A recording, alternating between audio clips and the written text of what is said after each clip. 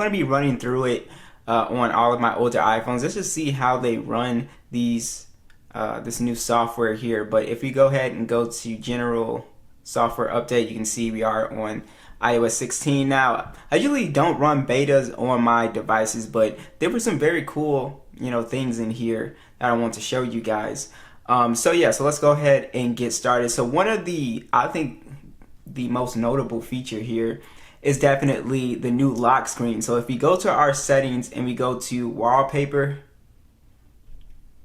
add new wallpaper, you can see completely new setup here. It's just way more customization, which I like. I like that Apple is going this direction here. There's also a rumor, this is just a side note, that an always on display is going to be coming with iOS 16 eventually, but they're saying that it's going to be for the newer iPhone 14s. Alright, so let's go ahead. So you can see we got people, photos, photo shuffle now, which this is my favorite one, emojis, weather, astronomy, and then color. So I'm going to show you guys the photo shuffle. This has been on Android for a while here. So basically having different wallpapers as your background here. So let's just let's pick this one, this one, and you can see now when I click add, and now this is the nice feature that I like. Disable perspective zoom, you can do that. Disable depth effect, and then shuffle frequency. So I like to do it on tap. So you can do it daily, on wake, or on tap. Not on tap, I like to do it on wake, sorry. So basically when you do it on wake, it'll change the wallpaper as I'll show you. But this is my favorite one so far. Also, if I scroll, you can see I can do a setting to change everything to black and white as well. But there's also now an option to put widgets on your lock screen now. So you can see these are some of the default widgets here, and then we have these widgets right here. I think the most useful one is the battery icon. Put that right there so we can see our battery percentage. I think that's extremely useful. And then here's a weather one right here as well too that we can do. And then we're going to go ahead and click done. And now check that out. Every time it changes, and also, like I said, it doesn't have to be every time you wake the device. You can change it to those settings that we saw. But I really love this. So cool. I'm glad that this made its way over to iOS now, and also that having that battery percentage is pretty awesome as well too. So just to show you guys the other customization features here, you can see we can do photos, people. The emoji one is pretty interesting, so I can go ahead and choose like my favorite emojis as a wallpaper. I can choose up to 6, so let's just add that one. And then you can see I swipe over medium grid, large grid, rings, and then spiral. That's pretty much it.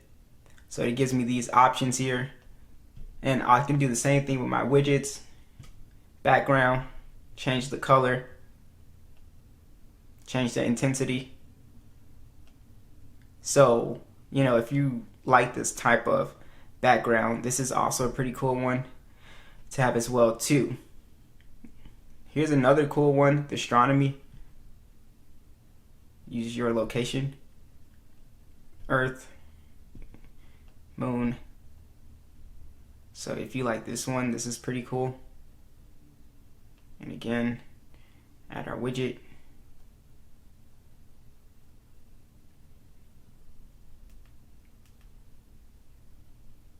So you can see it just looks very cool. I really like it. We also have our weather.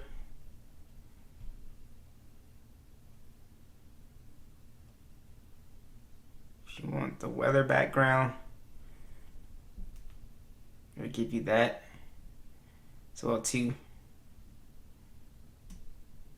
And then we just have our basic color if you want to go ahead and change like the intensity and stuff like that. So it's basically just more customizable now. Also, you can see I can change my fonts. So I like this direction that Apple is going in, making the device more customizable. I think eventually they'll bring it to the icons where we'll be able to change our icons on iOS finally. Maybe iOS 17, we'll be able to change those icons, but you can see I can change the whole color palette if I desire to. So you can really now just sort of go in here and, you know, also change this if I desire to. Events, also weather, I can put that weather up there as well too. So yeah, and they also have a bunch of presets for you as well too. The Unity, you can do 3 colors on here as well, 4 colors, like I said. So you can just really go ahead and just play with this, and if you really are in a customizing theme of your device here. So that is a very cool feature to me. I think this is the best one. The next thing is actually the Photos application. I actually thought this was pretty weird. So if I hold down on a subject like this, it'll actually, hold on. Let's see. Let's try this one. Hold down on this. It'll actually take my photo, and you can see it highlighted me.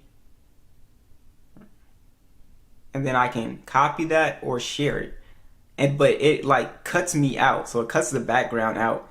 So if I was like to share that on, if I wanted to share that on like an Instagram message or something like that, or wherever, whatever you want to do with that, I thought this was kind of a weird feature, but I'm sure it has a use behind it. Now the next thing is improved speech to text. So it's able to add commas and stuff like that, basically punctuations, which is really nice. And I just think overall it's improved. And also you're able to type while you're talking now. Hello, how are you doing? Are we still going to hang out next week?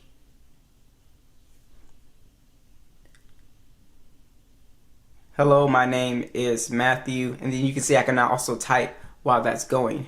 And you can see it's still going. So very cool. The machine learning here is pretty spot on. So I also want to show you guys something else. Photos, and this one, it kind of worked, but it kind of doesn't work like well.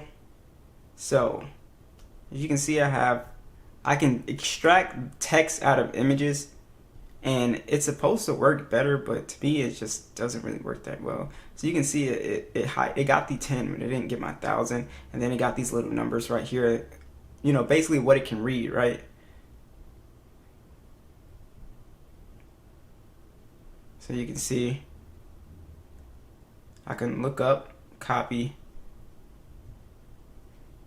and then if I go to notes, so it reminds me of what you can do on One UI, but or just Google in general on Android. But it just like, it's like, yeah, I don't think that's right. I don't think that's right. I'm trying to see something else. Let me see if I can show you guys like a good. So let's do this.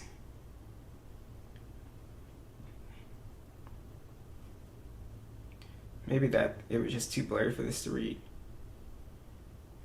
Yeah, but now it's not picking this up. Okay, look up. I can do a web search. It should be, it'll get it. I know I didn't get it. It spelled it wrong too. So like I said, it's like yeah, kind of works. Maybe it'll look better, but if I copy it, it seems like it gets the text better. Yeah, no, it still didn't get it better. It still didn't get it right. But this is a T. So I mean, it works, but it's kind of glitchy to me. The last feature is kind of hard to show you. I don't have a sim in this SE, but you're actually able to edit messages in iMessage now. So if you send a message and you need to undo it, or unsend it, or you need to re-edit something that you made a mistake on, you are now able to do that in iMessage as well too. So that's also a very good feature. And as this continues to roll out, Apple will continue to add new features until we get to the final version of iOS. So I think so far this whole, going a bit more aggressive with customization, I think is definitely good. Hopefully with the next versions, once we get to the final stage, hopefully we'll be able to even change the icons very easily on iOS now. So I'm very excited to see, what they're gonna do with this. So be sure to let me know what you guys think, and I'll catch you guys in the next one.